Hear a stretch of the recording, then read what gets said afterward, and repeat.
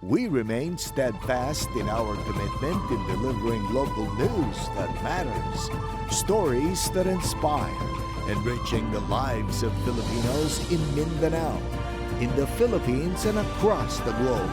This is your GMA Regional TV, kapuso ng bawat Pilipino.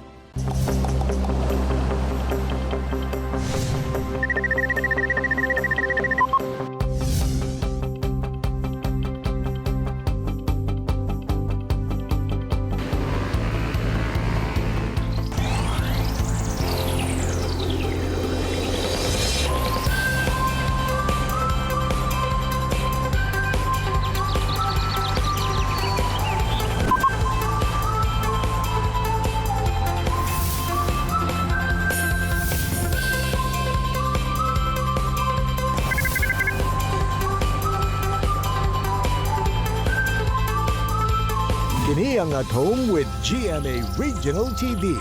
It's a blessed Monday morning mga kapuso, kay karon atong ginaobserba ang Semana Santa. Atong sa kumustahon atong mga kapuso sa Panabo City ug Santo Tomas sa Davao del Norte Province. Sa may buntag, Mayong buntag sab Jill ug mayong buntag sab sa mga kapuso sa Masyo ug Tamparan sa Lanao del Sur Province. Mga kapuso, karong buntaga sa pagsugod sa Semana Santa, atong Siron and Traffic Plan sa Roads and Traffic Administration kung RTA sa Cagayan de Oro City sa mga lugar kung asa dunay mga aktibidad. Kauban ang spokesperson nga si James Andrade. samtang saya ato sa bisitahon ang giilang pinakadakong basilika sa tibuok Mindanao kung asa nahimutang sab ang largest rosary, ang Christ the King Cathedral sa Tagum City, Davao del Norte. Ug atong makahinabi si Jemery Utakan. Ug makauban at si Resi sa Bestok, si Kapusong Paul Salas. Ug sa atong Kumbira Express mga kapuso, sa mga mahiligon og pizza nga pang merienda, pinasahin na saya pagluto ang atong tampok karong buntaga. Tama ka na Jill, dungan ta nga tilawan ang pizza nga giandam sa atuan ni Clint Charles Chad ug John Batoon, ang ginatawag nga pizzag pa. So, good morning mga kapuso. Atong buhaton karon ang isa sa bestseller namo na pizza, ang pizzag pa. So, gitawag siya pizzag pa kay managpa siya sa kahalang og kalami. So, atong ingredient is dough, chicken breast, salsa, syempre ang chili flakes, raita, ug ang mozzarella cheese. So, marototan na natong ingredients ug sugdan na natong pagbuhat sa pizzag pa. So, nadastingan na to ang table para dili siya mag-stick. Ang among dough, ginarest na siya 2 to 3 hours para makuha dyan na mo ang exact niya na texture.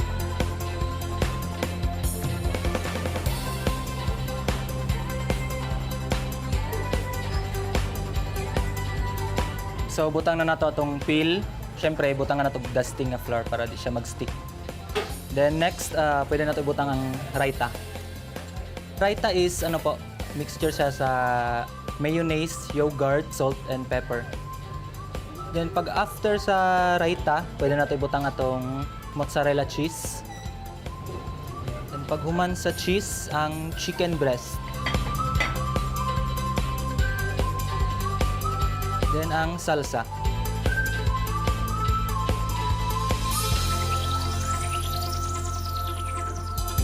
Ug ang panglast, ang chili flakes. So, nabutang na nato tanan atong ingredients. O pwede na siya isulod sa pugon para atong luto. So, tara.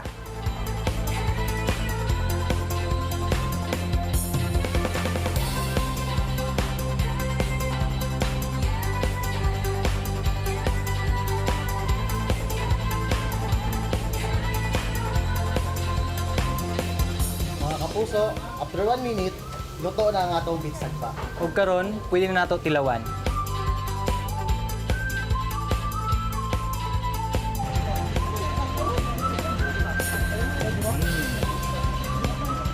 Lami siya nga pizza. Palasahan gini mo kung hilig kag spicy. The same time, ma-recommend yun ako sa uban. So, the best, delicious.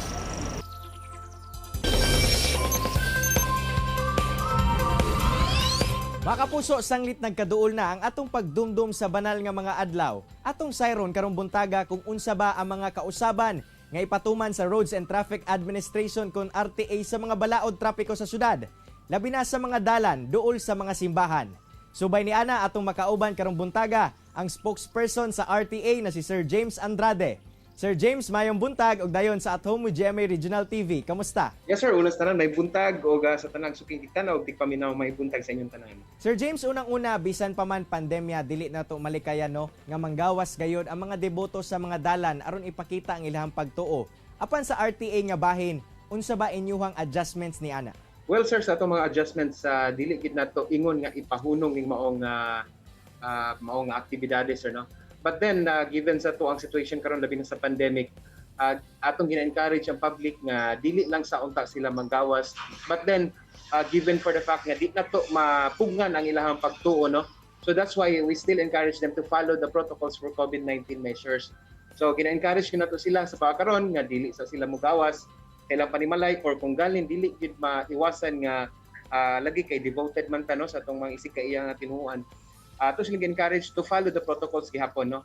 So kana ato mga preparations and aside from that ato mga tao sa matag karon og unya ga monitor gihapon sa aktibidades kani nga preparations sir no para ni karon nga semana. Sir, asa ba nga mga dalan sa syudad ang mas tutukan sa inyong mga personahe aron masiguro nga hapsay ang dagan sa trapiko? Sa pagkakaroon sir no, we are facing sa atong kaning mga congested areas nga atong i-priority. Like for example kaning mga major nato nga kaning mga ikuan sa procession. So mao na ang kasagara gyud or atong gina-priority gyud nga sa pagkakaroon to monitor the flow of traffic. But then of course atong tagaan pod og bilin ning mga ginagmay nga mga sumbong nga naabot sa opisina to give way sa atong activity karong semanahan. Sir, ato ba gyapon ipatuman ang balaod trapiko labi na sa palibot sa simbahan ug unsa pod ba ang kasagara nga violation ang atong mabantayan ana? Sama na lamang pod sa illegal parking? Yes, of course, sir, no. Dili man mahimong rason ang any activities nga ma-excuse na sa any traffic violations. That's why we're trying to, again, encourage the public to have a courtesy on traffic and at the same time, encourage them to be disciplined motorists at all times. No? Kaya dili po pasabot nga na ay example ka na yung pandemic karon atong himuog rason, ang activity this week atong himuon gyapon rason to be excused sa violations in regards to traffic. So, that's one thing atong ginapaabot sa atong mga katawan nga dapat ato gyapong i-exercise ang ato ang inner discipline sa atong matag-usa sa kaugalingon. Kasagara nga violations sa labi na sa activity karong semana, like for example kaning illegal parking. So ato yung i-exercise once again sa akong giingon nga i-monitor nato ang self-discipline no. So kung gani nakita or na-observe nato nga karong panahon na daghan og mga salakyan nga nagbiyahe. So why not ato na lang ibilin ang atong mga sakyanan o usakay ta sa lain nga sakyanan nga maka-provide sa tuwa og transportation going sa activity. Sir, nakita sab nato nga doon na tayo mga enforcers sa dalan nga nakabisikleta. Lakip sab ba sila sa ipang-deploy unsa pod ang ilahang tahas? Yes sir kaning. In regards sa ato ang bicycle enforcement and defense patrol. So usa ni sa mamahimo nila nga tasking sir no or ilahang mamahimo nga detail karong umaabot nga semana nga activity in particular kay lagi this is one activity, so mahulog siya nga event nato. So that's one function sa ato ang bicycle patrol nga i-exercise nila labi na sa karon nga activity karong nga semana nga activity. So usa sa ilahang tahas karon sir no is to monitor the activity and then i-monitor pod ang mga pagpahiluna sa ato ang mga katawan or mga queries and inquiries nila or mga comments nila in regards sa activity. So at least makahimo or matagaan og guidance sa ato ang bicycle patrol at the same time atong ma-monitor ang dagan sa traffic sa matag isa. Sir, aduna ba tay plano nga mga dalan nga ipasirad-an karong umaabot nga banal nga adlaw labi na sa Huwebes Santo, Biyernes Santo ug sa Domingo? So far sir no sa ato ang as per traffic engineering sa ato ang buhatan, we're still waiting for the executive orders gikan sa ato ang gikan sa City Hall or sa ato ang City Mayor nga ipagawas para at least matagaan na to ang pipila ka dalan og mga plastar nga lugar kung asa ang atong dugang nga ipasira, dungagan na to og entry points or kanang mga congested areas nga atong himuon na siya og no parking. So as of this moment sir, we're still trying to validate or to finalize about aning activity. Sir Igo, ba ang ato mga personahe nga ipang-deploy sa nagkadiyang lugar dinhi sa ato ang dakbayan? So far sir, no, sa pagkakaroon actually ang ato ang botan labi na sa enforcement side nato, traffic enforcement division nato. Aside sa monitoring atong ginahimo, atong gina-budget ang ato ang mga personnel nga mo take place sa ani nga activity. Anyways, katuro man pong major nga entry points or major congested areas nga kung ma-monitor na to, mo to itong tagaan o priority. So that's what, mo nang isa na to nga ginatanaw sir, no? Sa pag-reassign sa atong mga pisikaiya nga tao. Lastly, Sir James, unsa atong panawagan ngadto sa atong mga motorista dinhi sa dakbayan, labi na katong adunay plano nga musimba o manggawas sa ilahang panimalay. Yes sir, pahimangno lang nato o pahibalo sa atong katawhan diri sa dakbayan sa Cagayan de Oro. Of course, ang buhatan sa Roads and Traffic Administration sa nga gipanguluhan sa ato ang Department Head Police Colonel Rizalino Arbor Lagdatan, nagpahibalo og abot sa inyong mga kasing-kasing unta o gani og di gyud mapungan ang paggawas. Ato lang gyapong i-maintain ang COVID-19 na protocol na to, COVID-19 measures. And at the same time, follow gyapon ta sa traffic rules and regulations kay isa na sa pinakasimple nga traffic na pamalaod. O kung gali na sila mga mulo, na sila comments and suggestions nga ma-experience sa dalan, pwede nila ipadangat sa tuong buhatan anytime from 8 to 5 in the afternoon. Daghang salamat, Sir James, sa imuhang oras nga gihatag sa At Home with GMA Regional TV ug Amping Kanunay. Yes sir, daghang pong salamat sa GMA o mabuhay tayo lahat. Relax lang mo mga kapuso, mubalik pa ang At Home with GMA Regional TV. Kini ang At Home with GMA Regional TV. Best talk tayo mga kapuso, kauban si Attorney Resi Rizada. Resi!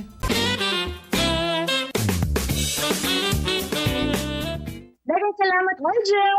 Maayong buntag mga kapuso ug welcome to Best Talk. Kada buntag atong makauban si Chef Frank Vergara sa The Lost Recipe.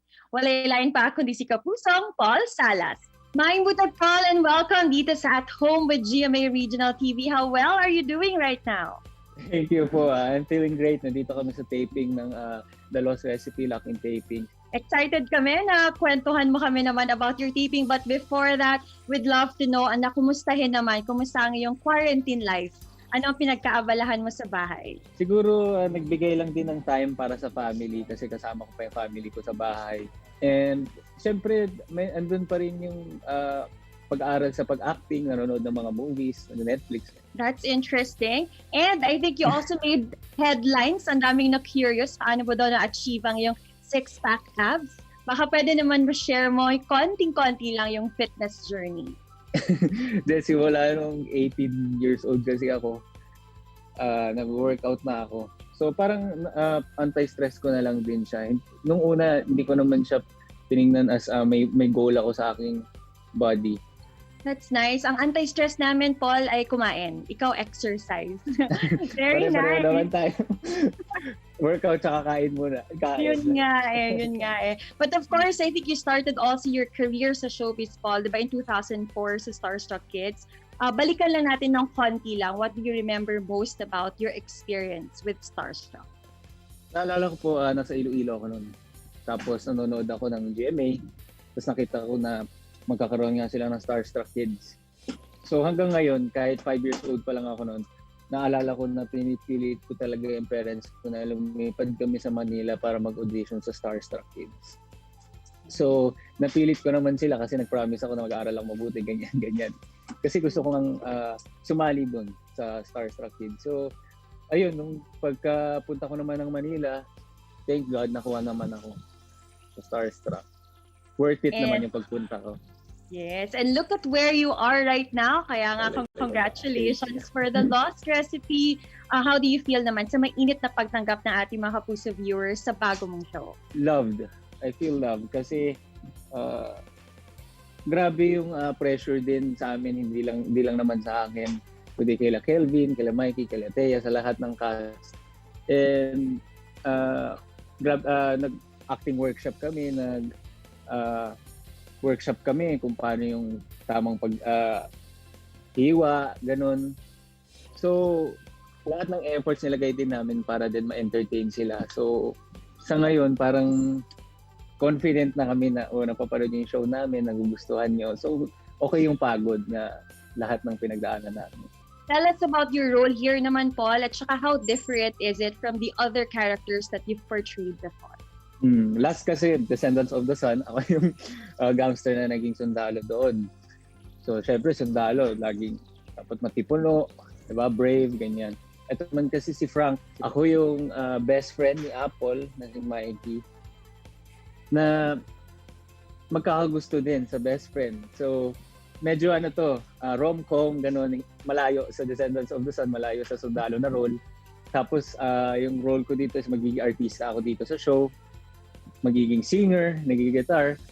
Nagigitar naman ako sa totoong buhay. Bakit kailangan naman suportahan na ating mga viewers ang Team Frank kesa kay Team Harvey? wala naman kailangan suportahan talaga kasi ang goal lang talaga namin is malito lang sila kung sino yung gusto nila, kung Team Frank o Team Harvey. Pero magkaiba naman kasi yung character ni Harvey, magkaiba rin yung character ni Frank. Mas gusto namin yun na nag-i-enjoy sila, may mga team, may mga laban sila. So para sa amin, masaya na kami dun kasi nagagawa namin ang tama yung trabaho namin. That's so nice. And kumusta ang naman, samahan ninyo on the show? Masaya kasi halos lahat naman kami magkaka-age. So parang hindi kami nagtatrabaho. Focused and happy kami sa isa't isa. Yun. The Lost Recipe, Monday to Friday, 8 p.m. Sana lalo nyo pang mahalin. Sana lalo pa kayong mabusog sa mga binibigay naming eksena para sa inyo. We love you mga kapuso. Thank you very much. Go, Chef Frank. Maraming salamat. Thank you po. Thank you so much. And that was Kapusong Paul Salas. Tutok lang mga kapuso kay Mubalik pa ang At Home with GMA Regional TV. Kini ang At Home with GMA Regional TV.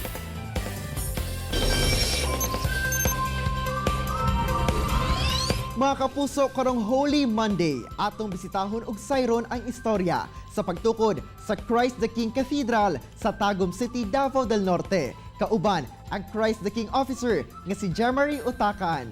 Maayong buntag, Ma'am Jemary, ug welcome sa At Home with GMA Regional TV. Kamusta, Ma'am? Daghang salamat ug good morning usab kanimo dira Agil sa pag-invite sa amo address At Home with GMA Regional TV. Ma'am Jemary, unang-una among nasayran nga usa sa mga ginadayo sa mga Romanong Katoliko dinha sa Tagum City, ilabi na matag panahon sa Semana Santa kining Christ the King Cathedral tungod sa nailahan kini isip pinakadako nga basilika sa tibuok Mindanao, ma'am. Yes, Jill, tama ka. Ang Christ the King Cathedral mo ang pinakadako nga basilika diriya sa tibuok Mindanao. Og it was founded 1993 and it took 12 years in the making and inaugurated last October 11, 2005. Dakong kalipay ug pagmaya sa mga Tagumenyos ang maong pagtukod ni ining cathedral diriya sa syudad sa Tagum. Tama gid ka diha, ma'am, no? O gani usasab ko sa mga nagwonder tungod sa kaanindot sa Christ the King Cathedral. Pero unsa pod ba ang nahimong inspirasyon, ma'am, sa disenyo ingon man sa pagtukod ni ini nga simbahan? Yes, Jill, bahin sa maong inspirasyon sa pagtukod ni ining Christ the King Cathedral, sa na-observe ninyo purma kining kastilyo o kumbaga isa ka templo nga gihalad nato sa atong makagagahom nga Dios. Og sa pagsulod sa maong cathedral makita nato ang duha ka pillars which is si Saint Peter ug si Saint Paul. Usab makita nato sa gawas nga bahin mao ang fountain nga inspired siya sa duha ka isda ug sa 5 ka loaves of bread. Naghulagway kini sa maong mga milagro nga nabuhat ni Jesus. Og tuod man, mahinungdanon ug puno gayud sa istorya ang maong cathedral, ma'am. Apan gawa sa maong istruktura sa simbahan, amo nasayran sab nga ana asab day diha nahimutang ang largest rosary. Yes, Jill, tama ka. Makita sa likod nga bahin ang maong largest rosary diri sa Christ the King Cathedral nga kini ginama sa magkuno wood o iron wood og ang matag bead niini nagkabugaton og 35 kilograms og aduna kini total weight na 2,815 kilograms. Ang largest rosary usab nga makita diriya sa Christ the King Cathedral usa ka obra ni Kublai Milan o gilauman kini nga matala sa Guinness World Book of Record as the largest rosary in the world.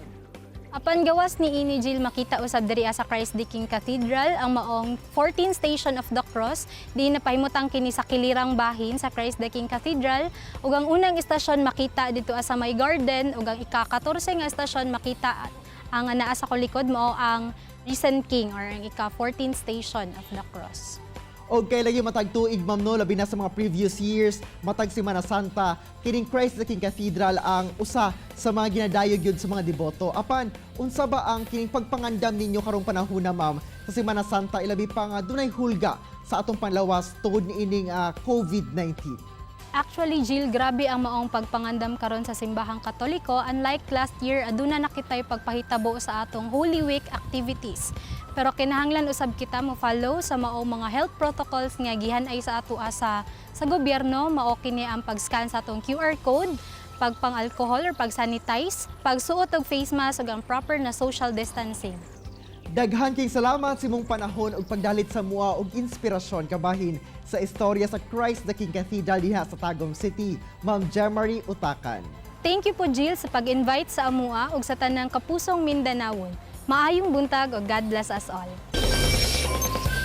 Say sa pagsugod sa pag-obserba sa Semana Santa, ang matag simbahan dunay istorya ug sa atong gibisita karong buntaga nga Christ the King Cathedral, puno man kini sa simbolismo. Atong ipatigbabaw ang tinuod nga kahulugan sa pagsaulog nga mao ang pasalamat sa sakripisyo sa labang makagagahom ug padayong pagsalig ngadto sa Ginoo. Samtang Jill, hangyo ni James Andrade sa Roads and Traffic Administration sa Cagayan de Oro City nga sundon ang traffic rules nga ginapatuman labi na sa mga lugar duol sa simbahan. O kung mamahimo nga magstay at home ug sundon ang mga health protocols. Sa mga kapuso, ato pang subaybayan si Kapusong Paul Salas isip Frank sa GMA Fantasy Series nga The Lost Recipe sa GTV.